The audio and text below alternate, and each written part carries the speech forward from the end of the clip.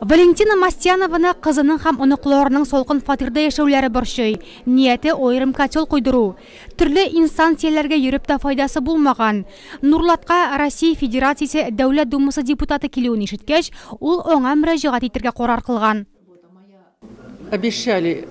Әгәр борлык фатир хуҗалары да риза булсалар, йортны тулысынча шәхси җылыту системасына күчергә ышандырганнар иде. Ләкин 3 кеше баш тартты һәм безнең мөрәҗәгатендә кире кактылар. 3 яшь бала, еш авырыйлар, җылыту турбаларында җылылык аз гына. Батареи, как парное молоко. Гражданнарны кабул итүгә 20ләп нурлатлы язылган. Берәүләрне пенсия, икенчеләрне медицина, өченчеләрне торак коммуналь хуҗалыгы мәсьәләләре борчый. Ольга Павлова һәркемне игътибар белән тыңлап, тиешле җавабын бирде. Шул ук көнне Россия Федерациясе Дәүләт Думасы депутаты Бердәм Россия партиясенең Нурлат җирле бүлекчәсе секретаре Рауль Кузюров, сәяси совет әгъзалары, башлангыч бүлекчә секретарьләре һәм яшь гвардиячеләр белән очрашты.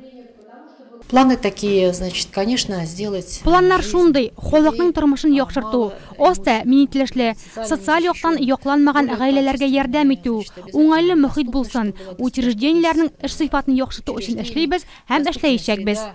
Мы должны жить и работать для этих людей. Россия Федерациясе Дәүләт Думасының хезмәт, социаль сәясәт һәм ветераннар эшләре буенча комитет әгъзасы буларак Ольга Павлова нурлатларны республикада бу юнәлештә алып барылучы эшләр белән таныштырды һәм бердәм русларны урыннарда законнарның үтәлешен тикшерергә өндәде.